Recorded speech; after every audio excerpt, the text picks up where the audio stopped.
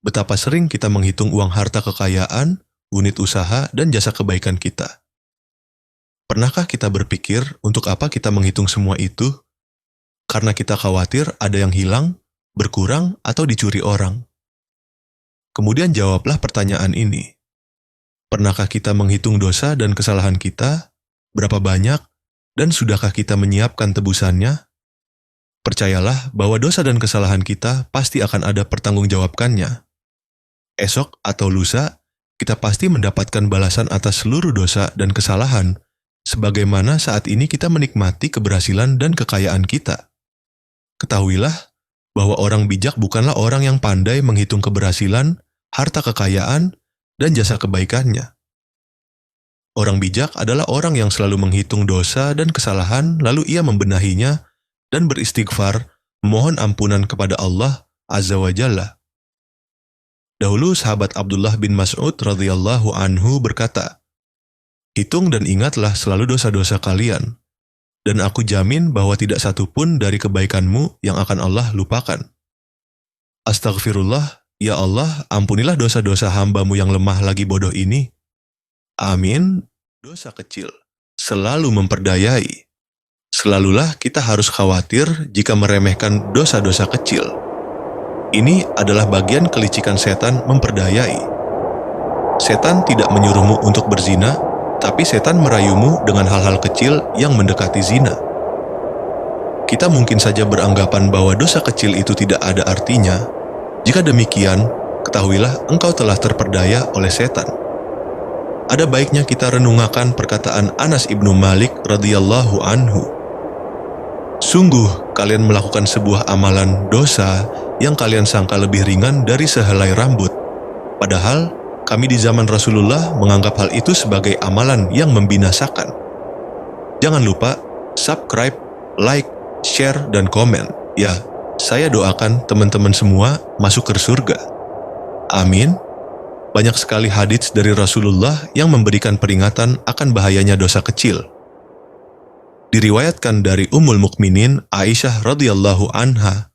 Dia berkata, Rasulullah pernah berkata kepadaku, "Wahai Aisyah, waspadalah dari meremehkan amalan-amalan, karena sesungguhnya amalan itu akan dituntut pertanggungjawabannya di hadapan Allah kelak."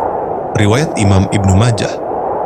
Ibnu Battal rahimahullah berkata, dosa-dosa kecil itu apabila banyak dan dilakukan terus-menerus bisa menjadi besar. Kita memohon kepada Allah agar dijauhkan dari peremehan terhadap dosa-dosa kecil. Tiada dosa kecil ketika ia dilakukan terus-menerus. Tiada dosa besar ketika ia selalu disesali dan memohon ampun. Ibrahim ibn Adham rahimahullah berkata, jika akan berbuat dosa, maka usahakan jangan sampai Allah melihat perbuatanmu. Jika akan melakukan dosa, maka berbuatlah dosa jangan di bumi Allah. Jika akan berbuat dosa, maka janganlah makan dari rezeki Allah. Jika yang melihat perbuatan dosa dan maksiatmu itu adalah tetanggamu, kawan dekatmu, atau orang yang kamu hormati, apakah kamu akan meneruskan perbuatanmu? Lalu mengapa terhadap Allah kamu tidak malu, sementara Dia melihat apa yang kamu perbuat? Masih pantaskah kita makan rezeki Allah, sementara setiap saat kita melanggar perintahnya dan melakukan larangannya? Kalau kamu numpang makan kepada seseorang, sementara setiap saat kamu selalu mengecewakannya dan dia melihat perbuatanmu, masihkah kamu punya muka untuk terus makan darinya? Jika bertamu ke rumah seseorang, numpang makan dari semua miliknya, akankah kamu cukup tebal muka untuk melecehkan aturan-aturan tuan rumah itu, sementara dia selalu tahu dan melihat apa yang kamu lakukan? Malulah saat berbuat dosa. Jangan lupa subscribe, like, share, dan komen. Ya, saya doakan teman-teman semua masuk surga. Amin. Paku ini dosa dalam tubuhku. Dosa itu seperti paku. Semakin banyak seseorang melakukan dosa, semakin banyak juga paku yang tertancap pada diri seseorang. Jika ingin menghilangkan dosa-dosa yang ada, maka cabutlah paku itu sedikit demi sedikit. Akan tetapi luka dari mencabut paku pastilah berbekas.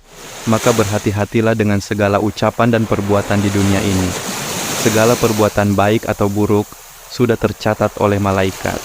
Perbuatan sekecil apapun akan dipertanggungjawabkan kelak di yaumul hisab.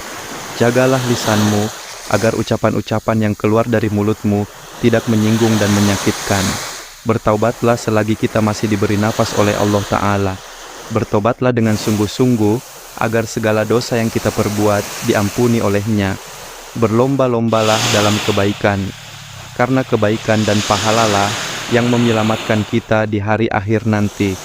Jauhilah segala hal yang mengakibatkan dosa, agar kita selamat dari siksa api neraka. Kamu jangan sering melihat orang lain yang mungkin secara lahir dapat nikmat yang lebih tinggi dibanding Anda. Kalau kamu nggak bisa mengelola hati Anda bisa hasut, Anda bisa dengki. Paling tidak Anda bisa ada syukur. Sudahlah, mata kamu itu kamu batasin. Jangan melihat sesuatu yang potensi menjadikan Anda tidak syukur.